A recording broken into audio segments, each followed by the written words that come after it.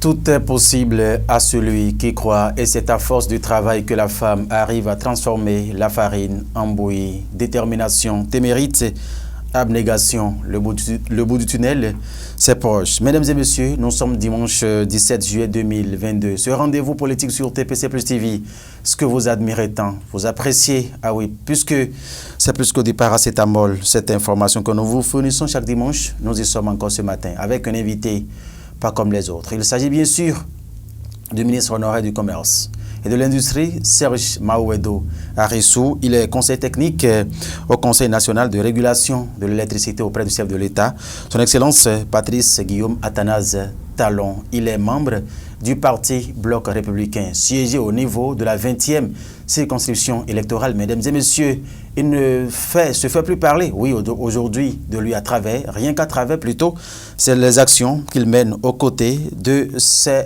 populations. Il est déjà bien présent avec nous en ce studio, M. Serge Mahouedo Arissou. Bonjour.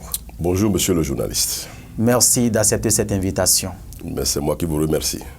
Alors, ministre Serge Mahouedo Arissou, on aurait tenté de demander, mais comment vous avez réussi à la voir, compte tenu de l'agenda aussi chargé? Nous avons réussi à vous avoir aujourd'hui pour nos amis internautes. Dites-nous en un premier temps ce que cela vous fait d'être avec nous à TPC. Bonjour, monsieur le journaliste, une fois encore. Oh, merci. Et merci de m'avoir invité et de m'accueillir dans votre studio. C'est un plaisir pour moi. C'est vrai, ça n'a pas été facile. Vous auriez dû constater que je suis arrivé avec, je ne dirais pas léger, mais avec un grand retard. Parce que léger, si c'était 5, 10, 15 minutes, mais je suis arrivé avec 1 heure de retard. C'est pour vous expliquer que c'est toujours pour des préoccupations républicaines que je n'ai pas pu être à l'heure au rendez-vous. Mais vous ne pouvez pas m'inviter dans votre studio pour que je puisse m'adresser à ma chère population et que je vais marquer mon indisponibilité. Non, je ne pourrai pas le faire. Merci. Je dois tout faire pour me rendre disponible, répondre à votre invitation. C'est vrai, hein, ma disponibilité, elle est un peu complexe, je l'avoue. Oui. Elle est complexe, ma disponibilité. Mais étant donné qu'il s'agit d'un sujet qui concerne la nation, qui concerne la République, je ne peux que faire cet effort de répondre à votre appel, à votre invitation. Donc une fois encore, merci de m'avoir invité et de m'accepter dans vos studios. C'est nous qui vous remercions, Monsieur le ministre, pour cet honneur que vous nous avez donc fait ce matin. Alors, ce dimanche, nous allons aborder plusieurs questions qui ont marqué l'actualité en République du Bénin. Pour démarrer, vous êtes aux côtés du chef de l'État, oui, depuis des années. On va tenter de vous demander quelles sont vos appréciations, comment voyez-vous la gouvernance du chef de l'État, le président Patrice Talon? Merci beaucoup, monsieur le journaliste. Vous avez bien fait de constater que je suis avec le chef de l'État il y a un moment. J'ai commencé le premier quinquennat avec le chef de l'État en 2016. D'abord au poste de directeur de cabinet du ministère de l'économie numérique et de la communication. Et c'est de là que je suis allé au poste de ministre et aujourd'hui au poste de conseiller, toujours auprès du chef de l'État. Donc vous constatez pleinement que je suis au cœur de tout ce qui se fait depuis ce temps à aujourd'hui et qui se fera plus tard.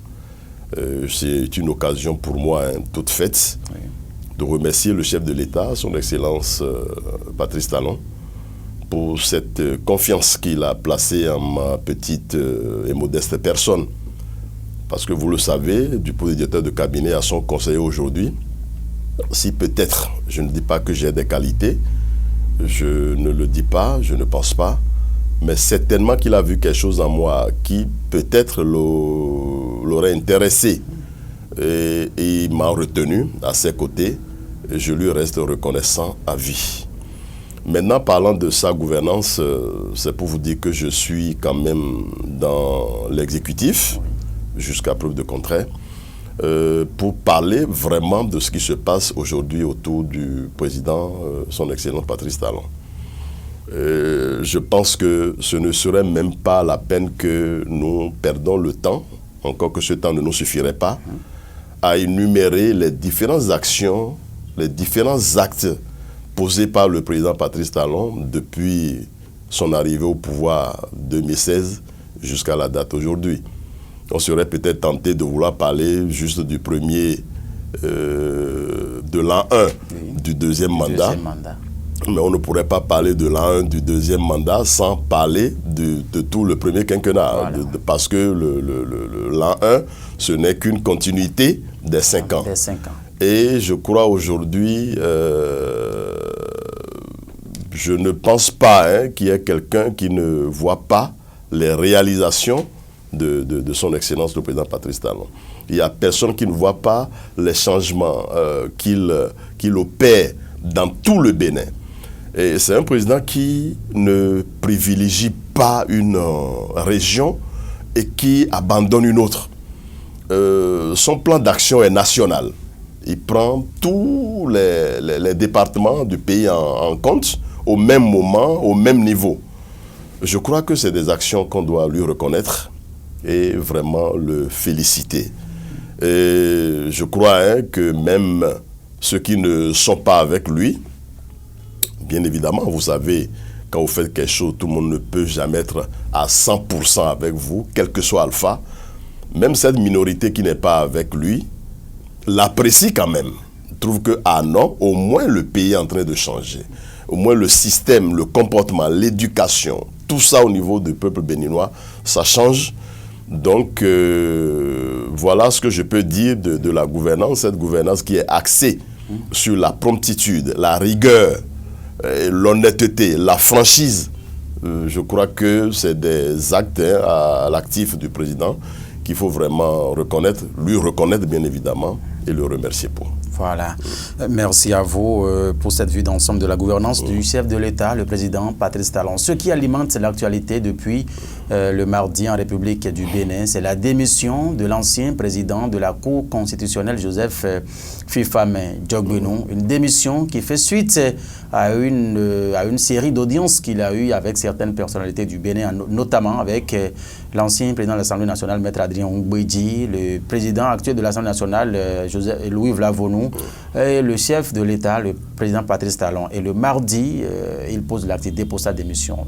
Ministre Sejarissou, en un premier temps, dites-nous comment voyez-vous cet acte de l'ancien président de la Cour constitutionnelle? Merci beaucoup, monsieur le journaliste. Je pense que je pourrais quand même parler du président, déjà ancien président de la Cour constitutionnelle, pour avoir été ministre, collègue avec lui dans le même gouvernement. C'est un monsieur que j'ai connu depuis qu'il était à la société civile. J'ai fait sa connaissance sur le campus d'Abomey-Calavi au cours d'un séminaire. Je l'ai toujours admiré. Effet de hasard ou destin, on s'est retrouvés après dans le même gouvernement. On a été collègues, on a collaboré pendant un temps avant qu'il ne soit détaché du gouvernement en 2018 pour aller à la Cour constitutionnelle, d'abord en tant que conseiller et puis ensuite en tant que président de cette cour-là. Et pour ce temps que j'ai passé avec le professeur Djogbenou, j'ai su que c'est un monsieur qui est vraiment méthodique, rigoureux, et puis travailleur et honnête. Et quand je lui prends toutes ces qualités que je lui connais, je ne peux pas croire ou je ne peux pas penser un instant qu'il a démissionné du poste du président de la Cour constitutionnelle par plaisir ou par ambition démesurée. Je dirais non. S'il a démissionné, je veux éviter de faire de polémiques comme les gens le font sur les réseaux sociaux, ce n'est pas de mes habitudes. Mais s'il a démissionné, c'est qu'il a ses raisons.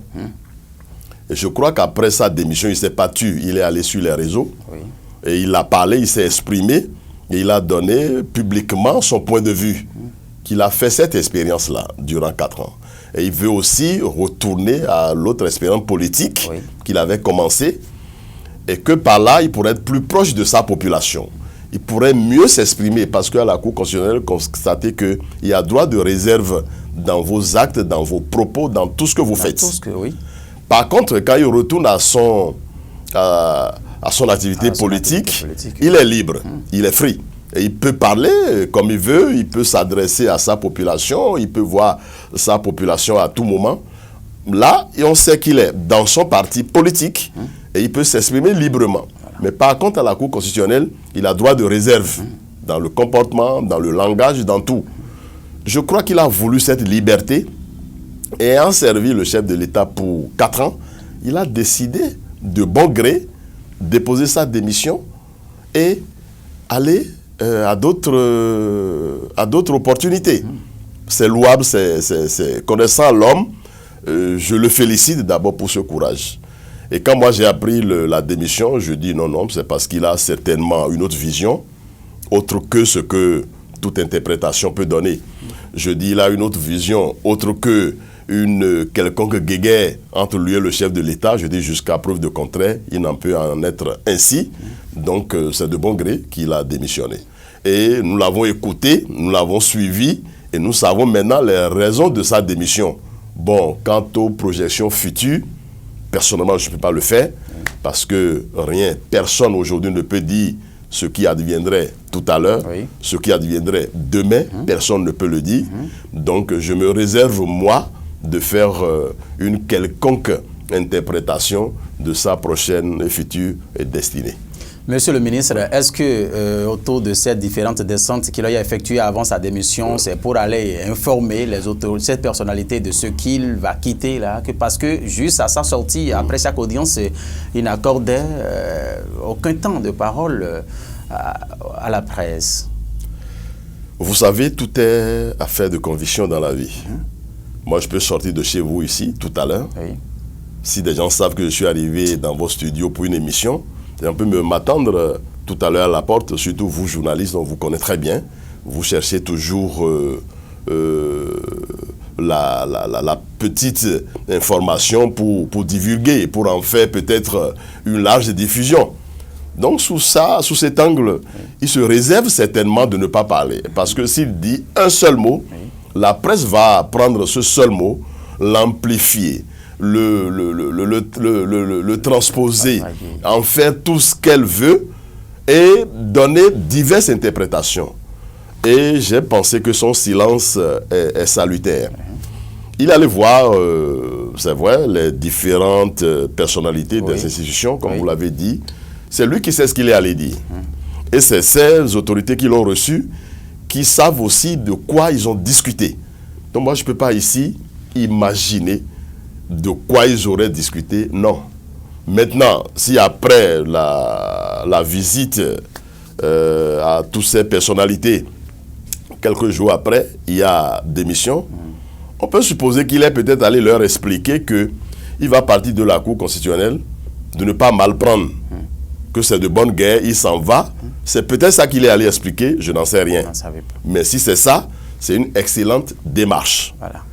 Maintenant, il peut aller voir aussi les présidents des institutions, comme vous l'avez dit, sans avoir l'intention de démissionner. Peut-être que les sujets autour desquels ils ont échangé n'ont même pas trait à sa démission et que cette démission n'est peut-être qu'une coïncidence avec cette visite-là. Tout est possible.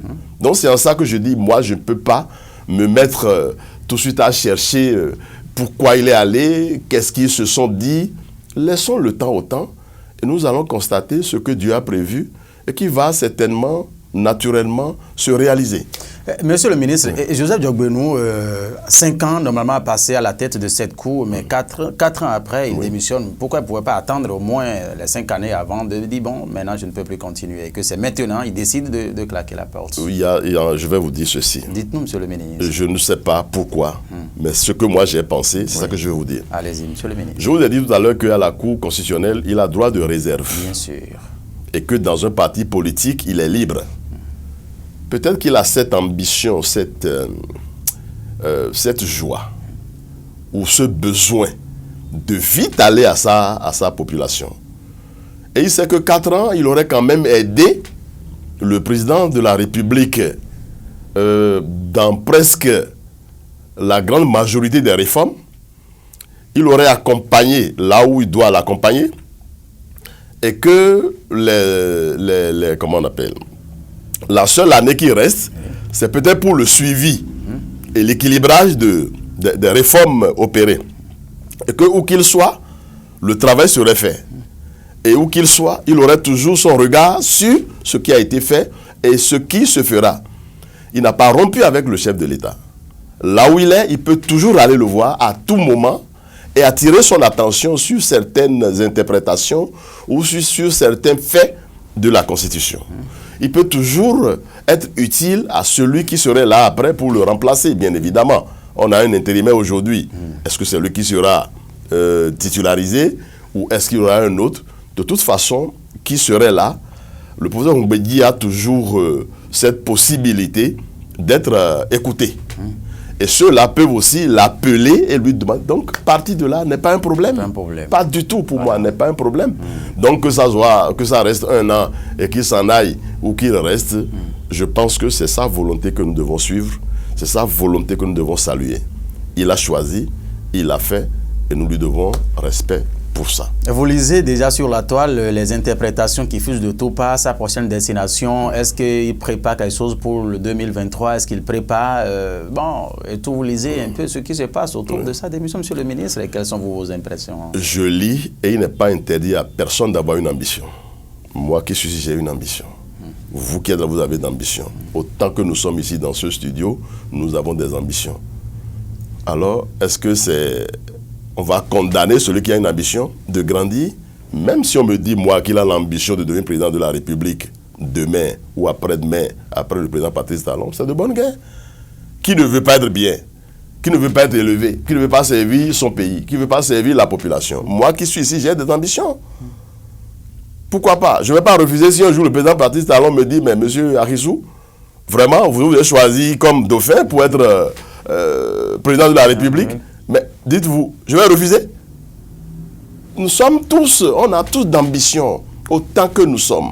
Donc que le professeur Djokbenou ait d'autres ambitions, autres que celles de la Cour constitutionnelle, c'est normal, c'est légitime. Il a déjà fait cette expérience-là de la Cour constitutionnelle. Il a réussi brillamment sa mission à ce poste-là. Il n'y a aucun souci à ce qu'il pense aller faire encore ses preuves ailleurs. Donc moi, je salue vraiment ce courage-là pour lui. Et je ne condamne pas aussi ceux qui pensent que, bon, c'est pour devenir président de l'Assemblée, c'est pour devenir président de la République. Je vous ai dit, oui, c'est normal. C'est une ambition légitime, ou c'est des ambitions légitimes qu'on ne peut interdire à personne. Donc, ceux qui le disent sur les réseaux sociaux, ils ont leur raison. Je ne les condamne pas. Bien évidemment, quand quelque chose arrive dans le pays, autre que même la démission du professeur Djokbenou, oui, dès qu'il y a un événement, chacun interprète à sa façon, chacun interprète de diverses manières. Et on ne peut pas interdire aux gens d'interpréter un fait, d'interpréter une actualité, d'interpréter un fait de société. Donc c'est de bonne guerre. Voilà. Donc nous n'allons pas nous coller aux interprétations, nous n'allons pas refuser aux gens d'interpréter, chacun est libre d'interpréter, mais laissons le temps au temps et que Dieu nous donne la réalité de ce qui est prévu et de ce qui arrivera. Merci. Amen. Le temps, il faut laisser donc le temps au temps, faire son temps, comme l'a dit monsieur le ministre. L'autre question que nous allons aborder dans cette émission, c'est bien sûr les réformes structurelles au niveau de la décentralisation. Vous êtes en plein dans la rupture, vous avez vu la manière dont les choses se sont déroulées, jusqu'à l'existence aujourd'hui effective des secrétaires exécutifs au niveau de nos mairies, avec tout le staff qui les accompagne. C'est Mao Edouard Rissou. Comment voyez-vous cette réforme? J'avoue qu'avant de parler, cette réforme est la dernière, bien évidemment, des réformes. Des réformes. Donc, je crois qu'il faut aller un peu vers les autres réformes. D'accord. Pour féliciter le chef de l'État de sa vision. Chef de l'État, j'avoue, je suis avec lui. Comme je vous l'ai dit, oui, depuis 2016, je suis dans le système. Vous êtes dans le système ou vous êtes dans l'appareil? Oui. Dans l'appareil. Et encore après, je l'ai approché davantage. Et je dis toujours que une personnalité de cette qualité, oui, vous savez, hein, je suis quelqu'un, je ne vais pas sur les réseaux pour raconter de n'importe quoi, pour parler, pour me faire voir, pour qu'on m'aime. Non, non, non, ce n'est pas de mes habitudes. Quand je parle sur ce qui est et ce qui doit y être. J'ai appris à connaître vraiment le chef de l'État et je dis tous les jours que Dieu fait. Après lui, après son excellence le président Patrice Talon, je le dis, hein, notez, Ouais, allez-y. nous mettrons du temps à trouver un homme de cette qualité. C'est-à-dire, c'est des événements qui ne coupent pas les rues. Vous avez pris le temps de le connaître aussi, tant. C'est des événements qui ne se produisent pas tous les jours. Une personnalité du genre du président Patrice Talon, que Dieu nous donne vie, on peut même le mettre quelque part pour que nos enfants apprécient après. Pour retrouver quelqu'un de ce genre, comme je vous l'ai dit, hein, c'est des événements cycliques qui n'arrivent pas tous les ans, qui ne se produisent pas du jour au lendemain. Nous mettrons du temps. C'est ça. Minimum plus d'un demi-siècle. Ah bon? Je le dis, j'ai vu des expériences. Je ne suis pas trop âgé, mais j'ai vu quand même des choses. Vous savez qu'il y a eu une inondation en 2010 qui a fait tellement de dégâts. J'ai écouté les gens, ceux qui sont âgés, ils ont dit qu'ils ont vu un tel phénomène il y a plus de 50 ans. Et celui qui le disait était dans sa 60e année. Vous savez, il a fallu plus d'un demi-siècle pour que cet événement-là se reproduise. Je vais pas parler de moi-même. Sinon, je serais tenté de dire peut-être que dans ma famille, il y a eu un ministre, Okeya Sogba, mon oncle direct, qui a été ministre, le premier ministre du Dahomey aux affaires étrangères, le premier ministre à l'éducation. Il est resté vice-président du président Maga. Mais il a fallu plus d'un demi-siècle pour que moi, je revienne encore ministre de la même famille. De la même famille. Ah, d'accord. Il a fallu plus d'un demi-siècle, vous voyez, depuis les années 57 jusqu'à 67. C'est en 2017 que je deviens ministre de la République de la même famille que le regretté Okeya Sogba. Vous voyez, quand je prends ces exemples, je vous dis qu'il y a des phénomènes cycliques. Il y a d'autres exemples. Je parle de ceux-là qui me sautent tout de suite à l'esprit. C'est pour ça que je dis qu'il y a des phénomènes qui se passent de façon cyclique. Et il faut mettre du temps. C'est pour ça que je dis, le président Patrice Talon, pour avoir un président comme lui dans ce pays, ça va mettre du temps. Et quand vous voyez les réformes qu'il initie, dites-moi s'il vous plaît, quel président, par le passé, a osé faire ces réformes et a réussi? Je n'en connais pas. Je n'en connais vraiment pas. C'est pour ça que je dis, tout au moins, hein, j'ai connu certains présidents, le président Kérékou, j'ai connu le président Nicéphore Dieudonné Soglo, j'ai connu le président Boni Yayi, avant de connaître qui des trois là, ça c'est les récents ça, a pu faire cette réforme courageuse que le président Patrice Talon fait aujourd'hui. Je n'en connais pas. Au-delà de tout, disons simplement que le président Patrice Talon, c'est un don de Dieu pour lui, de la gouvernance. C'est un don. Si c'était quelqu'un qui l'a aidé à avoir cette faveur, la personne lui aurait réclamé depuis. Pour dire que tu en fais trop, je te retire ce que je t'ai donné. Mais constatez que c'est un don de la nature, de ces réformes-là, qu'il a menées en série jusqu'à la dernière qui est cette réforme du système partisan de la décentralisation. Et puis, en proposant la nomination des SE et autres dans le système de gestion des mairies, j'avoue que je suis très bien placé, moi, aujourd'hui, pour apprécier cette réforme. Allez-y. Parce que dans un passé récent, même en tant que ministre de la République, j'ai eu des difficultés énormes avec des maires pour des œuvres de développement que j'ai envisagé de faire. Aucun maire ne voulait m'accompagner. En votre posture, en votre qualité de ministre de la République. En ma qualité de ministre, il y a des choses sur lesquelles on peut revenir. Il y a eu de ces blocages-là. Bien sûr. Et il peut les avoir, bien c'est parce qu'il y a d'autres choses. Bon, je ne sais pas. Je ne sais pas. Il y a bien des choses. même en ce moment-là, Oui. ce que je fais comme action sociale, action de développement, n'eût été la présence des SE qui sont là, je ne pourrais pas. Ah, d'accord. Je ne pourrais pas. Il a fallu, et je remercie au passage les SE, et précisément la SE d'Adjoum, et je remercie aussi le maire d'Adjoum. Voilà des gens qui ont compris très tôt que ce que fait M. Akissou, il va falloir que nous l'accompagnions. Parce que c'est très important pour une localité. Voilà. Des gens s'en cherchent et ils n'en trouvent pas. Il a fallu que le président Patrice Talon mette en œuvre cette réforme-là, Oui. et qu'il y ait un SE ou qu'il y ait des SE vraiment non politiques qui donnent leur point de vue, qui décident d'accompagner ceux-là qui ont cette bonne volonté. Mais n'eût été ça dans un passé récent. Oui. Mais c'est un G qui vous bloque d'abord. Monsieur le ministre, est-ce qu'en son temps, quand vous étiez encore ministre de la République, Oui. vous avez rencontré ces difficultés sur votre territoire? Est-ce que c'est chez vous, dans la vallée, c'est dans l'Ouémé ou bien c'est dans d'autres communes, vous avez rencontré ces difficultés-là? Bon, il faut avouer que c'est chez moi, dans la vallée, que j'ai eu ces difficultés. Bien Mais que vous par soyez contre, chez vous. quand je vais dans d'autres localités, Oui. je suis très bien accueilli.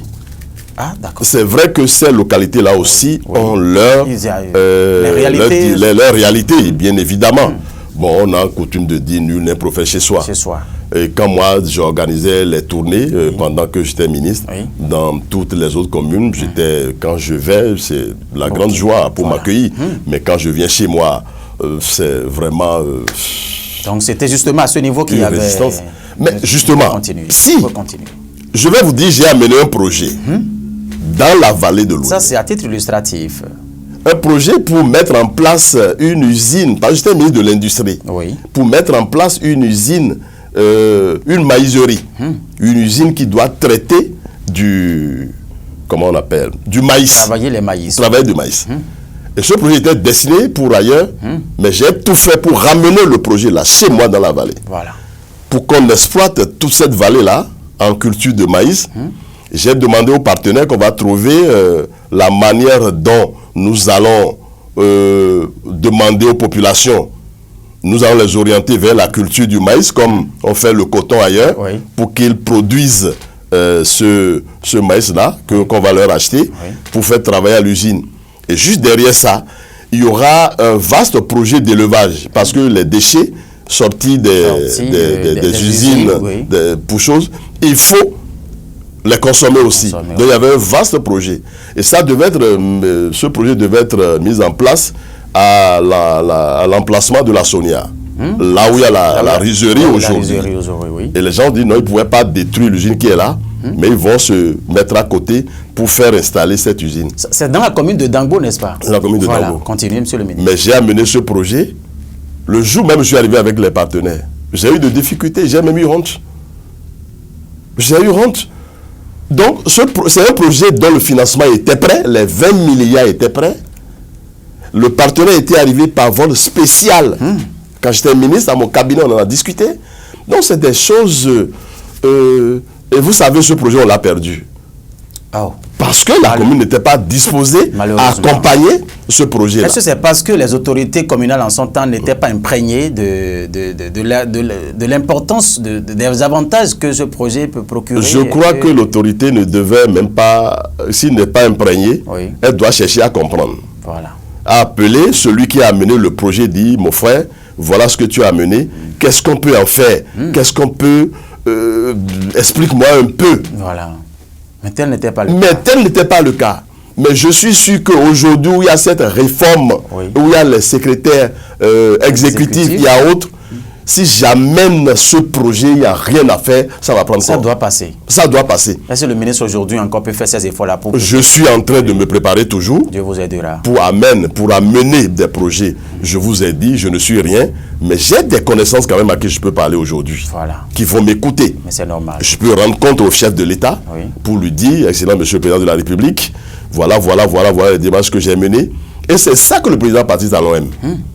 C'est ça qu'il aime. C'est-à-dire des collaborateurs autour de lui qui sont actifs, qui travaillent pour lui rendre la tâche facile, pour qu'il l'aide. C'est ça que le président Patrice Talon aime. Mais par contre, les maires qu'on avait, Sans cette réforme, oui. aucun ne voulait aider le président de la République. Disons-nous la vérité. Pour ce que je connais chez moi, Oui. aucun. Quand tu amènes quelque chose, on regarde ta coloration politique, on dit ah. Et ça se passe même dans son propre camp. Hein. C'est pas seulement entre choses, non du tout. Bon, donc aujourd'hui, Oui. ça là c'est fini, c'est réglé. Et je suis aujourd'hui, vous voyez tout ce que je fais sur le terrain comme action. Oui, bien sûr. Il y a plusieurs SE qui m'ont appelé, qui m'ont dit, monsieur le ministre, il n'y a pas du tout de problème. Nous sommes avec vous. Nous allons travailler la main dans la main et nous allons atteindre les objectifs. Voilà. C'est ça que le chef de l'État veut. C'est ça qu'il attend de nous. Nous devons rendre compte de ce que nous avons pu faire dans les mairies. Les mairies. Vous comprenez que Bien sûr. pour quelqu'un comme moi qui a vécu ce calvaire dans le passé et qui est toujours dans le système, des actions Oui. de développement des œuvres sociales, quand je compare ce qui est fait aujourd'hui Oui. à ce qui était par le passé, Oui. dans le passé récent, Oui. j'apprécie énormément. Ça vaut Je la peine manque de de dire. mots Voilà. pour apprécier cette réforme-là du chef de l'État. C'est en ça que je dis Oui. que c'est Dieu qui lui a donné simplement la tête pour penser. Et il sait exactement ce qu'il nous faut Voilà. à nous Béninois pour être heureux, pour être bien dans notre pays. Dans notre pays. Mention spéciale à la SE de la commune d'Adjou, Madame Jérônime, dont vous avez parlé tout à l'heure dans votre prise de parole. Donc, cette réforme structurelle au niveau de la décentralisation est donc à saluer, selon Serge Maouedo Arissou, parce que cela donc permettre de mettre véritablement les communes sur de véritables lobbies de développement aujourd'hui dans ce pays. Vous avez dit qu'il a de méthodes dans sa tête, il a une tête pensante, il réfléchit comme il le faut. Est-ce que c'est dans ces réflexions qu'il a initié aussi des rencontres avec les anciens présidents des institutions, l'ancien président Yahibouni, le Nicefo Dieudonné Soglo, monsieur le ministre? Bon, je vais vous dire tout de suite que le président Patrice Talon, je vous l'ai dit, je continue de le dire, c'est un président suffisamment équilibré, suffisamment assis et suffisamment pensant. Monsieur Arissou parle de ce qu'il connaît, n'est-ce pas cela? Je parle de celui... Ah d'accord, de celui que vous connaissez. De celui que je connais. Voilà. Même quand vous êtes avec lui, oui. Dès que vous commencez par parler, il sait déjà ce que vous voulez dire et il sait là où vous allez. C'est ça. Et pour que ça ne dure pas et qu'on gagne du temps, il vous arrête et il vous répond. C'est comme s'il a de la magie. Et vous êtes satisfait? Très satisfait. C'est ça. Cette démarche envers les présidents, les anciens présidents et les présidents des institutions, je pense que d'abord c'est salutaire. Et je m'en vais vous dire que le président Patrice Talon l'aurait fait très tôt s'il n'y avait pas eu peut-être quelques mouvements de tension dans le pays. Mais malgré ça, il a toujours cherché des voies et moyens pour organiser cette rencontre. Sous d'autres cieux. Il pouvait refuser. Bien sûr. Si vraiment il n'était pas un homme de paix, c'est quelqu'un qui prône l'union, quelqu'un qui a l'amour de son pays, même si des conseils lui proposent de recevoir les anciens présidents de la République, il pouvait refuser. Il pouvait dire non, je ne vais pas les recevoir, jusqu'à preuve de contraire. Mais l'idée est venue de lui-même de les recevoir, donc vous comprenez que celui-là, on ne peut que le saluer, le remercier dans ses gestes. Et je vous l'ai dit tout à l'heure, c'est un président méthodique. Il ne fait rien au hasard. Vous allez constater que quand il a commencé ses audiences, il a reçu tous les anciens présidents. Il a reçu et les anciens présidents des institutions et les présidents des institutions en exercice. Vous voyez, je ne pense pas que quelqu'un d'autre pourrait mieux faire que ça. Donc quand quelqu'un fait bien, il faut le féliciter, le remercier. Le président Patrice Talon, le président de la République, son excellence Patrice Talon, a compris que c'est au bout de l'ancienne corde qu'on tisse la nouvelle. Et il a tout fait tout fait, tout ce qui est de son pouvoir pour ramener la paix, pour ramener la confiance au niveau de ses prédécesseurs, pour les inviter à réfléchir à comment faire pour que ce pays-là se tienne debout, pour que ce pays-là réussisse et pour que ce pays-là fasse la gloire de nous tous. C'est qu'il a appris cette leçon, il a connu cette leçon, il a appliqué que c'est réellement au bout de l'ancienne corde qui doit tisser la nouvelle. La nouvelle qu'il est en train de tisser, certainement qu'il a appelé ses anciens présidents pour leur dire, voilà ce que vous m'avez laissé, voilà comment je l'entretiens, voilà comment ça se passe, qu'est-ce que vous pensez, qu'est-ce que vous en dites, je veux vos conseils. Voilà. Je suis sûr. Je ne suis pas là où les débats ont lieu, non. Mais connaissant l'homme, oui. Je suis sûr qu'il est allé dans ce sens-là avec ses prédécesseurs, qui sont bien évidemment tous ses grands frères. Ses grands frères. Et c'est un président qui respecte très bien ses aînés. Je peux le témoigner excellemment ses aînés, et qui écoute ses aînés, et qui prend conseil de ses aînés. Voilà. Et dans cette foulée, on voit également certains ténors de l'opposition qui rejoignent aujourd'hui la BAC Rupture. Le cas qui fait plus parler de lui est celui de l'honorable Guy Mitokpe, le suppléant de candidat Zanaï et précédemment ancien secrétaire du parti Restaurer l'Espoir de candidat Zanaï, et qui a claqué la porte. Il est vrai qu'il n'a pas encore annoncé sa destination prochaine. Monsieur le ministre, vous avez suivi cette actualité aussi avec nous au Bénin. Oui, bien sûr. J'ai suivi cette actualité comme tout le monde. Mais je l'ai dit sur plusieurs chaînes au cours de mes émissions, quand je suis invité sur les chaînes de radio, sur les chaînes de TV, TV en ligne ou autre TV. Je l'ai toujours dit que pour quelqu'un qui aime le Bénin, véritablement le Bénin, il ne devrait pas avoir opposition au gouvernement du président de la République des sympathistes talents. Dans un pays démocratique comme le nôtre. Bien sûr. Puis dans un pays démocratique, nous nous aimons véritablement. Et nous voyons que ce que la personne est en train de faire, c'est du bon métier, c'est du bon job, c'est de très bonnes réalisations. Ayons le courage de lui dire que ce qu'il fait est bon. Maintenant, il n'y a pas d'homme parfait. Il n'y a pas celui-là au monde qui peut faire rec, sans fâcher un tout petit peu l'un ou l'autre. Quand ça arrive, on doit en parler. On doit se faire entendre. Nécessairement. Mais qu'on ne doit pas se mettre dans une opposition destructive. Une opposition aveugle. Une opposition qui dit, quand ce n'est pas moi, tout ce qu'il fait, ce n'est pas bon. On ne doit pas se mettre dans cette opposition. Donc, en réalité, j'ai quelquefois échangé avec des gens de l'opposition.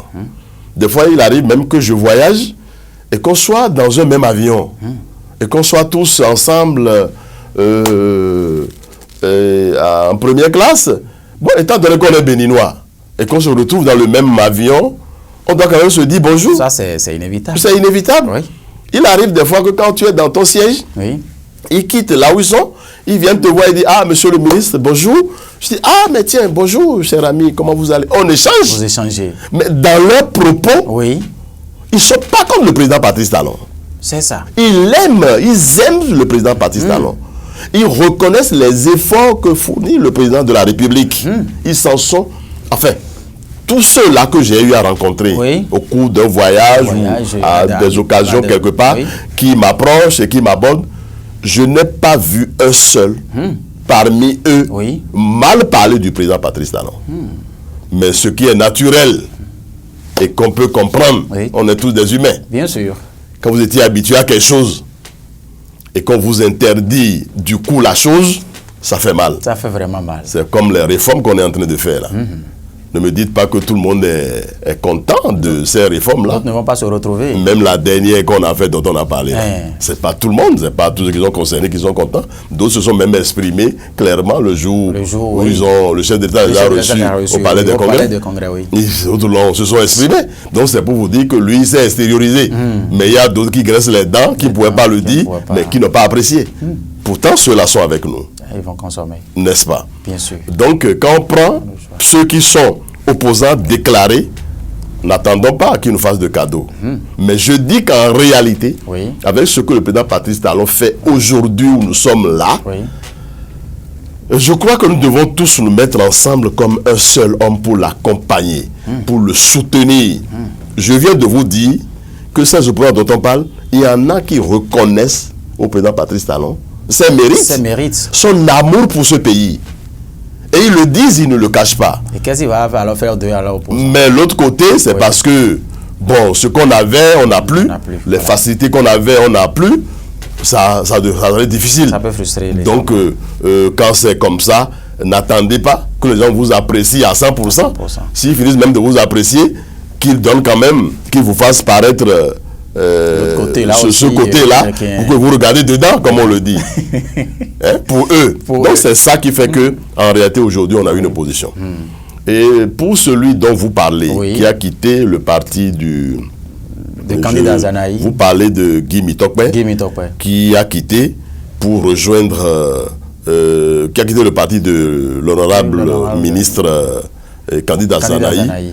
Et je crois comprendre que jusqu'à ce jour, sauf erreur de ma part, je ne l'ai pas entendu dire que quand il a quitté, il a rejoint un autre parti de la mouvance. Il n'a pas encore dit. Je n'ai pas encore entendu, donc j'évite de dire ce que je n'ai pas entendu et ce que je ne connais pas. Mais quand je lis un peu ses intentions, toujours sur les réseaux sociaux, comme je viens de le dire, vous constatez que celui-là, Guy Mitokpe, soutient les actions du président de la République. Il apprécie les actions du président de la République. Même s'il est opposant et qu'il apprécie ce que le président de la République fait, c'est déjà une bonne chose. C'est ce qu'on dit, que quand le même ton pire ennemi est bien habillé, il faut avoir le bon sens de lui dire quand même que là il est impeccable. Il faut reconnaître au lieu qu'il court vite, même si on ne l'aime pas. Voilà. Donc c'est ce que Guy Mitokpe, à mon avis, je dis bien à mon avis, semble faire. Et c'est peut-être pour ça que les gens supposent que quand il a quitté, il tend vers la mouvance. C'est une excellente chose. C'est ce que j'ai dit tout à l'heure. Que tous ceux qui sont dans l'opposition sont dans l'opposition quelquefois par obligation, par, je sais pas, par contrainte, ça vous dit. Par contrainte. Ça dit, c'est malgré eux. Malgré eux, ça dit, bon, comme je suis avec l'autre, et pour qu'il ne me traite pas de faux, pour qu'ils ne me disent pas, ah, tu m'as trahi, ils sont obligés de faire avec. Mais dès qu'ils trouvent la moindre occasion de s'en aller, ils claquent et puis ils sortent. Voilà. Et c'est une manière de montrer au président de la République que nous t'aimons, nous portons à cœur tout ce que tu fais, nous t'encourageons, nous te remercions. Peut-être que de l'autre côté, ils n'ont pas eu l'occasion de le dire, parce qu'on va dire, mais attends, toi tu es avec nous et tu apprécies encore les actions, pendant que nous, dans le groupe, on critique, toi seul tu es là et tu fais exception, ça ne peut pas passer. Ça ne peut pas passer. Donc les gens, quand ils trouvent l'occasion, ils quittent. C'est pas fini, hein? C'est pas fini après le cas Guy Mitokpe. J'y ai pensé, je n'ai aucune preuve, mais j'y ai pensé qu'il y a beaucoup qui soutiennent les actions du président de la République, mais qui sont dans l'opposition. Et que lorsqu'ils trouveront la moindre occasion, je vous promets, ils vont claquer aussi la porte pour rejoindre la mouvance, pour soutenir le chef de l'État. C'est ce qui est souhaitable, bien évidemment. Voilà. Et je demande à ceux-là qui quittent, on a l'habitude de dire, quand vous quittez un arbre, il faut chercher un arbre plus solide, plus résistant, pour aller vous poser là-dessus, ou bien pour vous mettre à son abri. Donc je leur conseillerais de bien vouloir choisir, vérifier bien leur prochaine destination, où ils vont rester pour véritablement, ensemble, qu'on puisse accompagner le chef de l'État.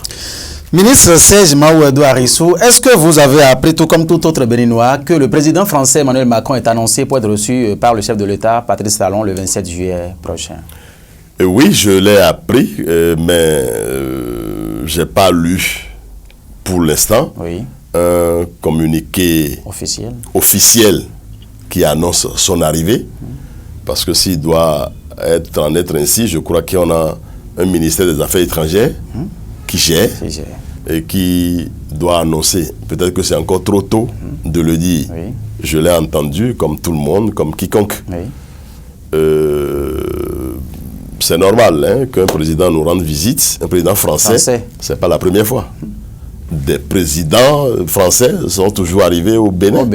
Je me rappelle du président, je crois, président Mitterrand, où on nous disait que sa femme est même née et ici à Porte-Nouveau, au moment où il était gouverneur ou quelque chose à la place Bayola, là où il y a le siège de l'Assemblée maintenant. Je crois, comme on dit que la Bernadette, ou bien c'est la femme de Chirac. Bref, bon, il y a quand même un président français dont l'épouse est née ici au Dahomey à Porte-Nouveau. Donc, tout cela rentre déjà dans l'histoire de la France. Donc, un président arrive, ce n'est pas la première fois. Il n'y a rien d'étonnant, c'est plutôt un sujet de joie que nous soyons considérés juste parce que si je ne t'aime pas, je ne te rendrai pas visite. Il y a ça aussi. Si je n'aime pas telle personne, il peut m'offrir tout ce qu'il veut, je ne vais pas lui rendre visite. Voilà. Donc, si le président Macron décide de venir au Bénin, c'est à l'actif du président Patrice Talon. C'est parce que de loin, il a observé, il a aimé son management, il a aimé son look, il a aimé son style gentleman. Et il dit, mais celui-là, il faut le visiter pour aller l'encourager, pour aller le remercier à son domicile, pour aller lui dire merci pour ce qu'il fait à la République. C'est sûr, c'est ça qui a certainement donné toute la joie au président Macron, président français, de rendre visite à notre pays. C'est une fierté pour moi. Seyar Essou, si cette information devenait une réalité, si le ministre des Affaires étrangères se prononçait sur cette question, qu'est-ce qui peut être le menu de ces échanges dans les conditions actuelles que nous vivons, sinon que traverse le monde entier? Mais je crois que quand deux chefs d'État se retrouvent, même si je lève le chef d'État, je prends deux ministres. Quand moi je rencontre mes collègues ministres d'autres pays, mais je leur demande toujours, mais comment ça se passe chez toi? Il me demande aussi, mais monsieur le ministre, et chez toi aussi? Même là, présentement, nous continuons toujours d'échanger. Bon, chez moi, voilà ce qui se passe. Bon, chez l'autre, voilà comment ça se passe. Bon, cette crise-là, dis-moi, comment toi tu la gères? Bon, voilà un peu la façon dont moi je la gère. Et chez moi, il y a un peu la stabilité. Il faut, c'est un exemple. Ah, ok, mais si toi tu as réussi comme ça à gérer, ok, tu me donnes la recette aussi, je vais m'y mettre aussi chez moi. Donc, c'est de ces choses, à mon avis, votre avis, qu'il serait question de discuter entre chefs de l'État. Bon, moi j'ai telle difficulté, est-ce que tu peux m'aider à gérer ces problèmes-là? Bon, je sais que tu as réussi chez toi. Donc, ça dit, si on laisse même le cas des chefs d'État, et que deux amis se rendent visite autour d'un verre, l'autre verre là, que vous connaissez là. Très bien. On sort là. C'est là où les idées viennent. Les idées viennent. Mais dis donc, écoute, tu sais, moi j'ai tel problème. Mais dis donc, tu sais, moi j'ai... Et puis, d'échange en échange, chacun réussit à arranger sa situation, l'autre aussi réussit à arranger sa situation. Je crois qu'on prend de façon vulgaire, de façon terre à terre. C'est comme ça, moi, je peux expliquer la venue du président Macron chez nous. Un, il faut reconnaître d'abord qu'il aime le Bénin. Deux, il faut reconnaître qu'il aime le président Patrice Talon.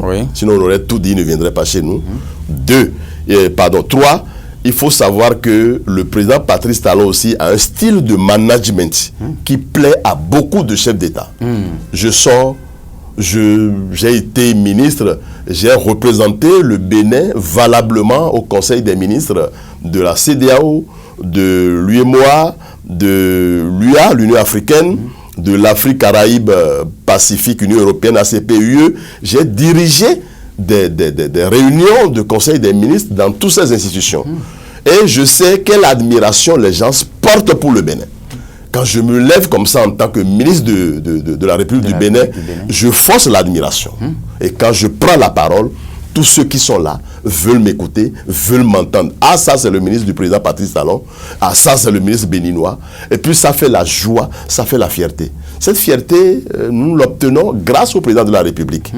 Autant d'autres, ses autres pères, collègues, voudront certainement aussi lui rendre visite, ou voudront l'inviter chez eux, à échanger avec lui pour dire, mais comment vous réussissez vos réformes, comment vous réussissez tout ce que vous faites, sans qu'il y ait du bruit chez vous, ou quand même il y a du bruit, comment vous gérez le bruit. Donc, voilà des aspects qui peuvent amener deux hommes d'État à se rendre visite, à échanger par rapport à la coopération qu'ils vont mettre au niveau de leur pays. Quand moi je prends par exemple mes déplacements au niveau des ambassades, au niveau des partenaires que j'ai, je demande des choses pour ma région. Me connaissant, je dis, bon, moi j'ai besoin. Donc, pareil dans les relations entre le chef d'État. Chef d'État aussi.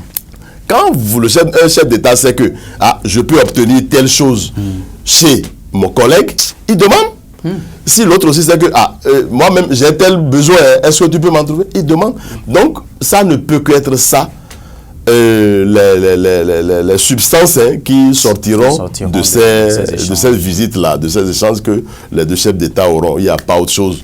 Et je reviens toujours dire, ce n'est pas la première fois qu'un président français arrive, on en est habitué. Oui. Le pape, il vient, donc ce n'est pas le président qui va venir et ça va faire de tollé. C'est une bonne chose.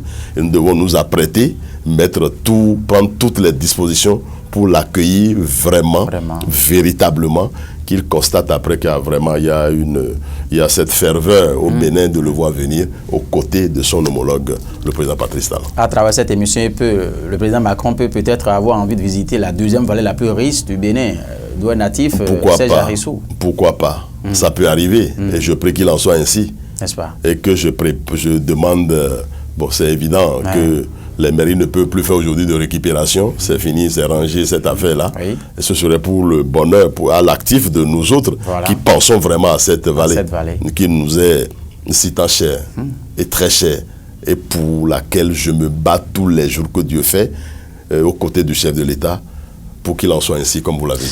Mesdames et messieurs, c'est l'émission politique ce dimanche 17 juillet 2022 qui suit son cours sur TPC Plus TV avec notre invité en plateau, ministre honoraire du Commerce et de l'Industrie, Serge Mahou-Edouard Arissou, natif du département de l'Ouémé, natif de la vallée de l'Ouémé. Nous abordons plusieurs questions qui ont marqué l'actualité en République du Bénin. Il est toujours avec nous et même si le temps qui nous est imparti tend déjà vers sa fin, on ne va pas rester ici sans parler du ministre de l'Homme lui-même. Le ministre Serge Mahou-Edouard Arissou, politiquement parlant, techniquement parlant, aux côtés du chef de l'État jusqu'à la vallée de l'Ouémé.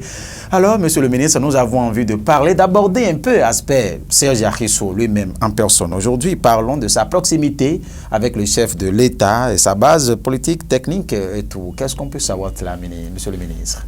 Bon, merci beaucoup, monsieur le journaliste. C'est ça que je vous ai dit. Serge Arissou n'est autre que celui que vous avez devant vous. Bien sûr. C'est bien moi.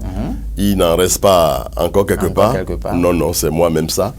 Je suis né à Adjoum, dans la commune d'Adjoum. J'ai grandi à Adjoum, à Mitro. Et puis, j'ai fait mon cursus scolaire partout. J'ai fait mes études supérieures en Europe. J'ai fait, juste après le bac, j'ai fait toutes mes études en Europe. Je suis rentré chez moi, servi mon pays, comme vous le constatez. Bien sûr. Et je suis vraiment aux côtés du chef de l'État. C'est une grâce, c'est une chance qui n'est pas donnée à tout le monde. Je n'ai rien plus que les autres, béninois. Je ne suis pas plus intelligent qu'eux. Je ne suis pas, j'ai pas autre particularité que les autres. Mais le chef de l'État m'a fait l'insigne honneur de m'accepter à ses côtés depuis le début de son mandat à ce jour. C'est une grâce. Je le remercie infiniment. Et j'ai une fierté d'être avec lui. Voilà. J'ai une énorme fierté parce qu'au chef de l'État, quand je suis avec lui et je le regarde dans ses propos, dans ses prises de décision, je me retrouve. Je me vois moi-même là, en personne, entièrement dans les actes du chef de l'État. La rigueur me l'a toujours reproché, mais j'ai vu ça chez le chef de l'État. Voilà. Une rigueur constructive, une rigueur qui crée l'amour, l'harmonie de son pays. C'est une très bonne chose. Est-ce que justifie la proximité constante de Serge Arissou au côté du chef de l'État? Bon, pas nécessairement, mais cette proximité m'a permis de dire moi-même là, qu'au fait la rigueur que j'ai n'est pas une mauvaise chose. Ça permet le développement. Il ne faut pas confondre rigueur et méchanceté. C'est deux choses différentes. Deux choses contrairement opposées. Voilà. Et le chef de l'État, je l'ai vu dans la droite ligne de tout le temps que j'ai fait avec lui. J'ai vu cet amour qu'il a pour son peuple. Et puis c'est quelqu'un qui est très sensible. Très sensible. Il faut être proche de lui pour savoir. Quand on vous taquine, ça dit, quand on vous piétine, le président de la République, que Dieu le garde. Amen. J'ai vu des courriers qu'on lui écrive, qu'on lui envoie, il lit tout. C'est ça. Et quand c'est quelqu'un qui est malmené, qui est marginalisé, le chef de l'État ne met pas du temps à demander qu'on lui invite la personne même et qu'il l'écoute. Et dès qu'il l'écoute, il instruit très rapidement pour que cela soit réglé. Et qu'il ne veut plus entendre parler. C'est pas comme a dit, je vis ça. Vous vivez ça. Vous vivez ça encore. Je vis ça. Jusqu'à là où nous parlons. Bien sûr, je vis. Donc c'est pour ça que je dis, c'est une chance pour nous. Voilà. Mais il fallait cette proximité pour mieux connaître la personne. J'ai toujours dit que parler du chef de l'État aujourd'hui, à l'instant T, je crois quand même que si on choisit 2 ou 3 personnes dans la vallée, toute modestie gardée, je dois être quand même parmi les 3 là, qui peuvent parler véritablement du chef de l'État. Pour parler de qui c'est l'homme. Voilà. Et c'est ça que je dis ici devant vos écrans, je dis dans cette salle ici, je ne dis pas pour plaire, je ne dis pas pour bénéficier d'une grâce, je suis déjà dans cette grâce-là. Et je ne peux pas être là et ne pas dire ce que je connais. Voilà. Et ne pas dire ce que je sais. Donc c'est ça que je dis ici. Président Patrice Talon, c'est une chance pour le Bénin. De par sa proximité, je l'ai découvert et je demande au peuple béninois vraiment de l'accompagner. Monsieur le ministre, politiquement parlant, vous appartenez au parti Bloc républicain. Vous êtes basé dans la 20e circonscription électorale. Les élections législatives pointent à l'horizon. Vous voyez tout ce qui se passe au niveau des états-majors des partis politiques. Serge Mahou Edouard Rissou, au niveau de la 20e, Bloc républicain, que peut-on retenir?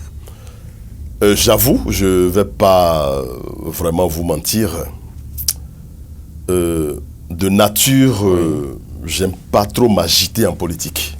C'est ça. Je préfère des actes qui vont apporter quelque chose à ma population que de me mettre dans ce schéma de leader, de rassembleur, de celui-là qui fait démissionner d'un parti pour faire adhérer. Non, c'est pas mon look. C'est vrai, j'appartiens au Bloc républicain. Je suis membre fondateur de ce parti. Et j'ai toujours parlé de ce qui se passe dans ce parti-là. Je n'ai jamais hésité à donner mon point de vue sur la gestion du parti. Ce n'est pas ça qu'il est question en ce moment-là. Mais, comme je le dis tantôt, je ne suis pas de nature à trop m'agiter de faire de tapage en politique.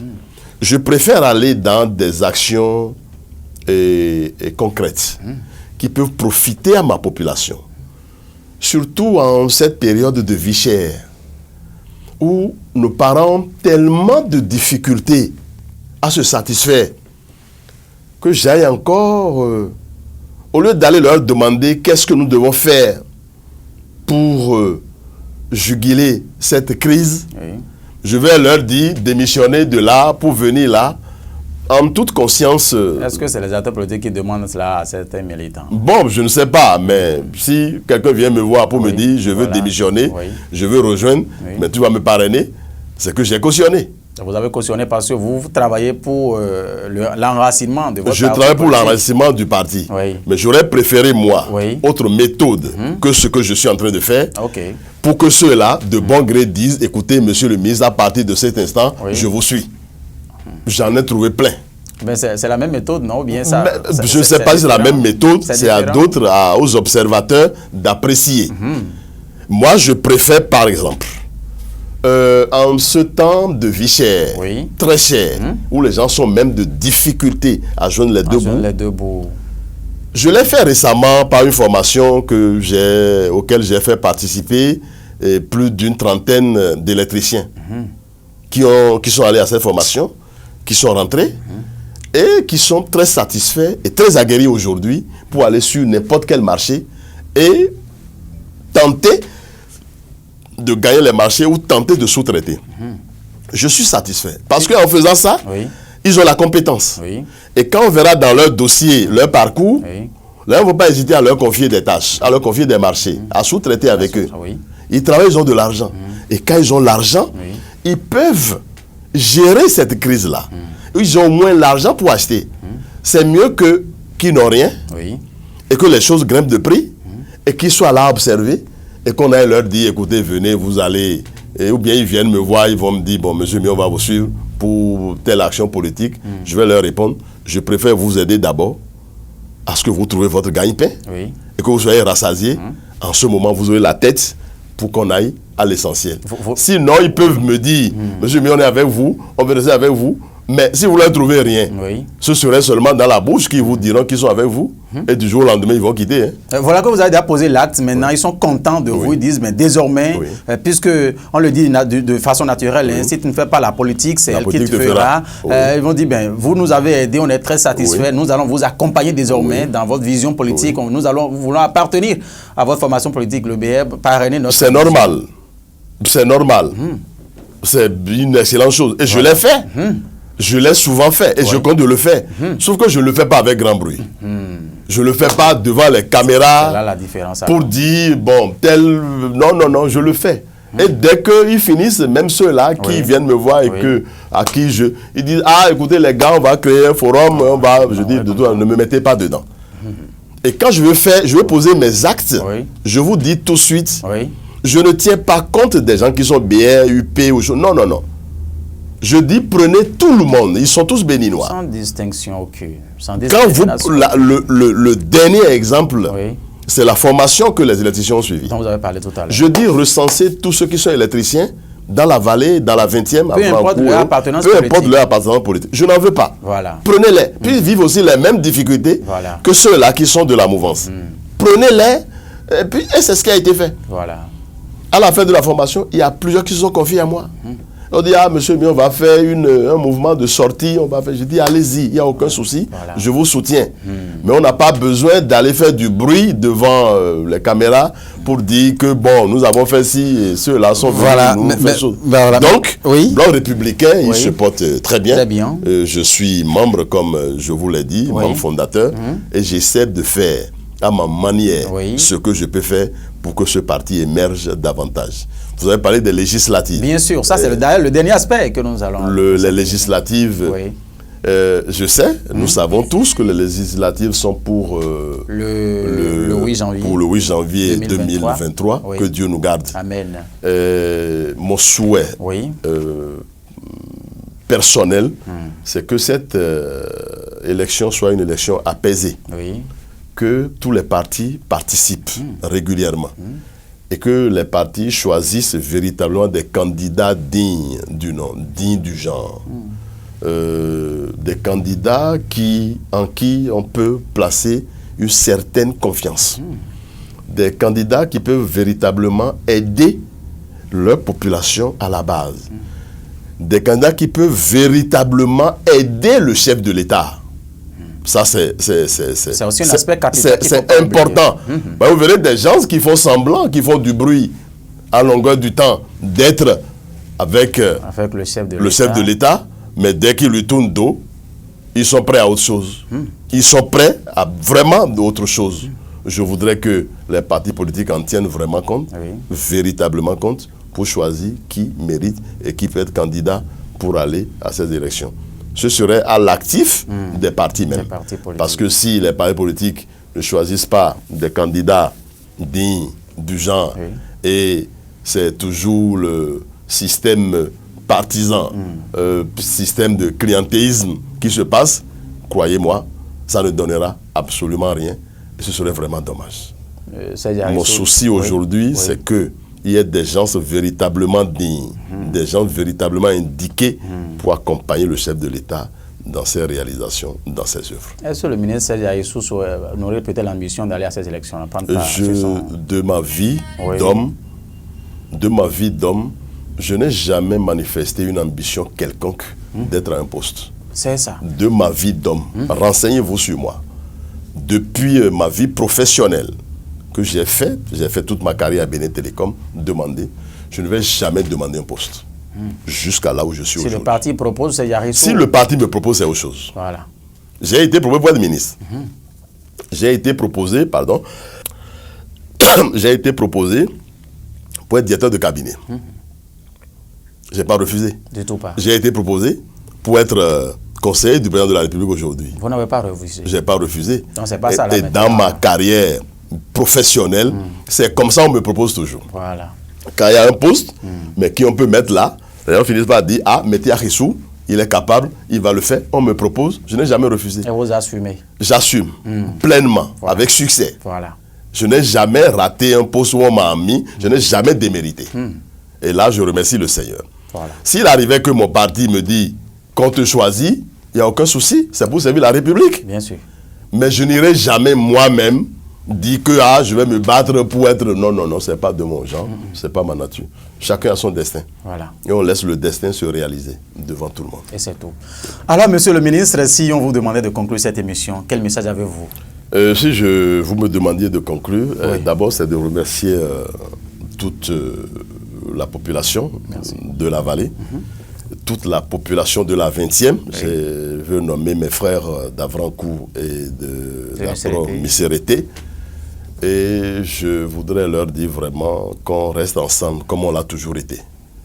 Et ensemble on est fort. Vous m'avez vu la fois passée, j'ai parrainé une activité de football dans Missérété. C'était une joie énorme pour moi.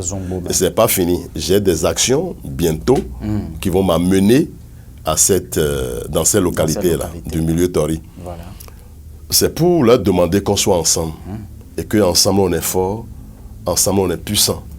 Et je voudrais que notre ensemble-là soit profitable au président de la République, son excellent Patrice Talon.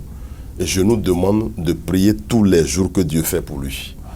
Parce qu'il n'y a rien autre que la santé dans la vie d'un être humain. Et aujourd'hui, la santé, le président de la République, son excellent Patrice Talon, en a besoin.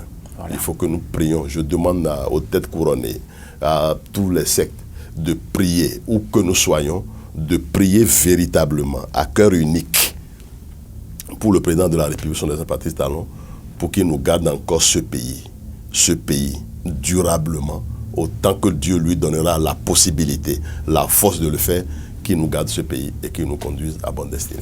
Merci, monsieur le ministre. C'est moi qui vous remercie. Mesdames et messieurs, vous avez donc compris à l'instant, le ministre honoraire du commerce et de l'industrie, Serge Maouedo Arissou, actuellement conseiller technique au Conseil national de régulation de l'électricité.